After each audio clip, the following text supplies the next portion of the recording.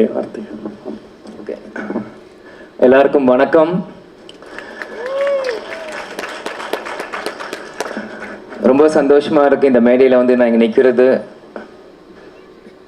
ஒரு ஹீரோட அண்ணனா வரல, சண்முக பாண்டியோட ரசிகனா இங்கே வந்து நான் நிற்கிறேன். அதனால் ஏன்னா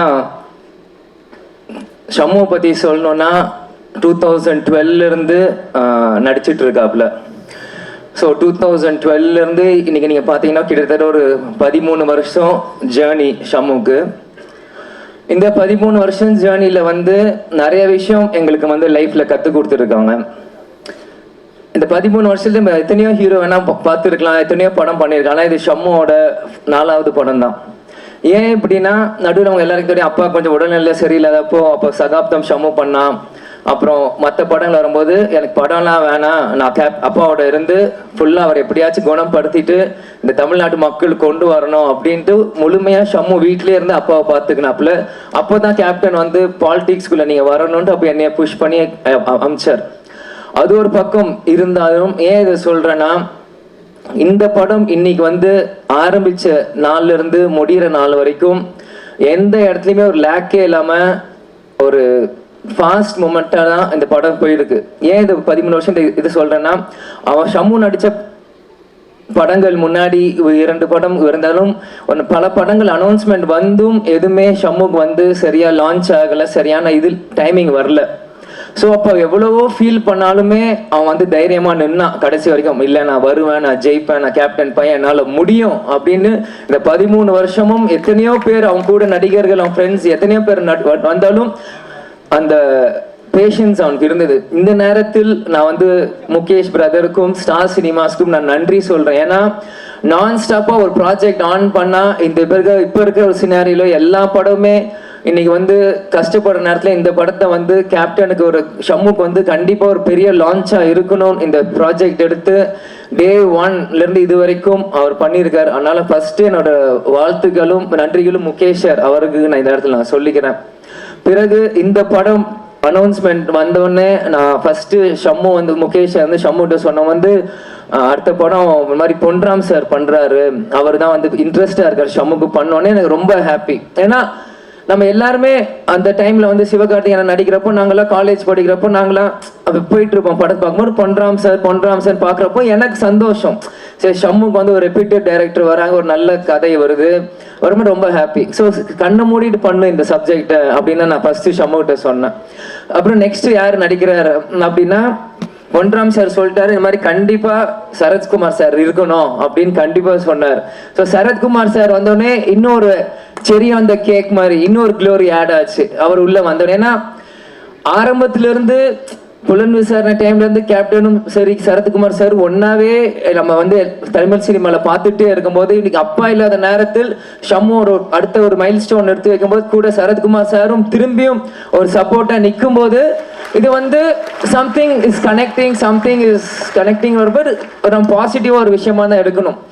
சரத் சார் வந்து பர்சனலாக நான் வந்து இப்போ கேப்டன் முன்னாடிலாம் எனக்கு தெரியும், பட் கேப்டன் மறைவுக்கு பிறகு கொஞ்சம் அடிக்கடியாக நான் மீட் பண்ணுறேன். போன வருஷம் எலெக்ஷன் டைமும் சரி இந்த படம் சரி நான் அடிக்கடி சாரை மீட் பண்ணியிருக்கேன். எப்போ மீட் பண்ணாலுமே அந்த ஒரு எப்படி சொல்கிறேன், அந்த டவுன் டு எர்த்தான ஒரு கேரக்டர் தான் நான் பார்ப்பேன். அவர் வந்து நீ சின்ன பையன் நான் சீன் அப்படிலாம் இல்லை, வந்தோடனே வணக்கம் விஜய் எப்படி இருக்கீங்க, வாங்க உட்காருங்க சாப்பிட்றீங்களா, அதே மாதிரி ஒரு ஃப்ரெண்டாக தான் பார்ப்பார். அவர் வந்து நான் 25 இயர்ஸ்ன்னு கூப்பிடுறேன்னு சொல்ல தப்பு இல்லை, ஏன்னா அவரோட ஹார்ட் அப்படி இருக்கு. ஏன்னா எல்லா ஏஜ் கேட்டகரியோடையும் பழகும் போது அது வந்து அது அப்படிதான் இருக்கணும். ஏன்னா ஏஜ் இஸ் ஜஸ்ட் அ நம்பர்ன்னு சொல்லுவாங்க. நம்மளோட எப்படி நம்ம சிந்தனை நம்மளோட எப்படி நம்ம பார்க்குறோமோ அதுதான் நம்மளோட வயசு நான் நினைக்கிறேன். அதனால சார் அப்படிலாம் சொல்லும்போது எனக்கு உண்மையிலே ஒரு ரொம்ப ஹாப்பியாக இருந்தது. அவரோட கனெக்ட் ஆகும்போது இப்போ கூட வஸ்தாரா சாங்கில் கூட நான் உட்காந்து சைடில் பார்த்துட்டு இருந்தேன். ஷம்மு பெட்டரா சரத் சார் பெட்டரா 2 பேர் ஆடிட்டே இருக்காங்க. இந்த பேண்டு வாத்தியம் பெருசா இந்த தப்பாட்டம் பெருசா ஆடி அந்த மாதிரி 2 பேருமே பயங்கரமாக ஆடி ஒரு பெரிய காம்படிஷன் கொடுத்தாங்க அந்த வஸ்தாரா சாங் நான் பார்க்கும்போது. அப்புறம் யுவன் அண்ணன் நான் வந்து ஃபர்ஸ்ட் டைம் அவரோட ஸ்க்ரீன்ல நான் பார்க்கும்போது கேப்டன் நடிச்ச Alexander BGM score by Yuvan Shankar Raja அப்படின்ட்டு வந்தது. அதுக்கப்புறம் இன்னைக்கு தான் நான் ஃபர்ஸ்ட் அண்ணன் யுவன் சங்கர் அண்ணன் மீட் பண்றேன். இன்னைக்கு தான் நான் பேசுறேன். பேசினோடனே உடனே கனெக்ட் ஆயிட்டாரு. நாங்கள் நிறைய விஷயம் ஷேர் பண்ணுவோம் கொஞ்ச நேரத்தில்.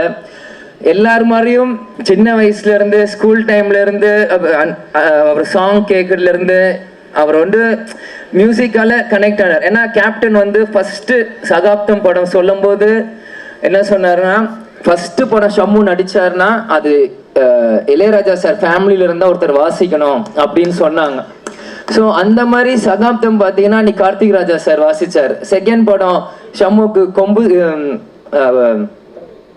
படைத்தலைவன் பார்த்தீங்கன்னா இளையராஜா சார் வாசிச்சார்.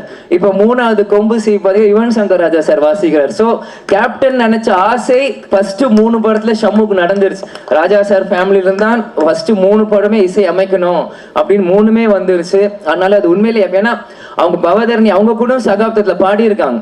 ஸோ அவங்க ஃபேமிலியில் யாரெல்லாம் சிங்கர்ஸோ எல்லாருமே ஷம்முக்காக பாடி இருக்காங்க. அது வந்து உண்மையிலேயே Shammu is a blessed child. Captain ஆசைப்பட்டது நடந்துருச்சுன்னு தான் இந்த நேரத்தில் நான் நினைக்கிறேன்.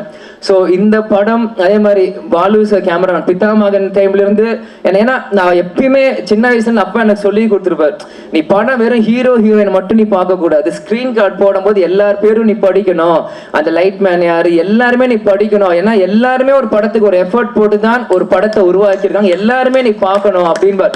ஸோ எப்பயுமே கொரியோகிராஃபர் யாரு, இந்த படத்துக்கு யாரு, ஃபைட் மாஸ்டர் யாரு, எடிட்டர் யாரு, இந்த மாதிரி ஒன்னொன்னும் நான் எப்பயுமே ஸ்கிரீன் கார்டு போடும்போது நான் பார்ப்பேன். அதனால பிதாமகன் டைம்ல இருந்து பாலு சாரா இருக்கட்டும், இதே மாதிரி நம்ம எனக்கு அசார் சார் கொரியோகிராஃப் பண்ணியிருக்காங்கன்னு சொன்னாங்க, ஷெரீஃப் மாஸ்டர் பண்ணியிருக்காங்க. இந்த சாங் நாங்கள் போகும்போது நானும் அம்மாவெல்லாம் தேனி ஷூட் போயிருந்தோம். போயிட்டு இருக்கும்போது இந்த சாங் போடும்போது உண்மையிலே ஒரு பெப்பியான ஒரு நம்பரா இருந்தது. ஏன்னா ஊர் ஜனங்க சைட்ல எல்லாருமே அன்னைக்கு ஒரு வீக்கெண்ட். ஸோ ஊர் சைட்ல வீக்கெண்ட்னா ஜனங்க எப்படி இருப்பாங்கன்னு நான் உங்களுக்கு சொல்லி தெரியும்ல, பட் எல்லாருமே ஒரு மாதிரி ஹாப்பியா இருந்தாங்க. அந்த மொமெண்ட்ல இந்த சாங் பிளே பண்ண உடனே எல்லாருமே ஒரு வைப் ஆனாங்க அந்த பாட்டுக்கு. ஸோ அப்பவே நான் நினைச்சேன், ஓகே சாங் உடனே கிளிக் ஆயிடுச்சு, ஸோ இதுக்கு ரொம்ப நேரம் ஆகாது, படம் ரிலீஸ் ஆன உடனே மக்கள் எல்லாருமே போய் பார்ப்பாங்க. அதனால இது வந்து இந்த படம் பார்த்தீங்கன்னா ஒரு நெக்ஸ்ட் லெவல்ல போய் ஷம்முக்கு ஒரு மைல் ஸ்டோனா ஒரு அமையும் நான் பார்க்குறேன். அதே மாதிரி எல்லாருக்குமே இது வந்து ஒரு புது காம்பினேஷன் நான் பார்க்குறேன்.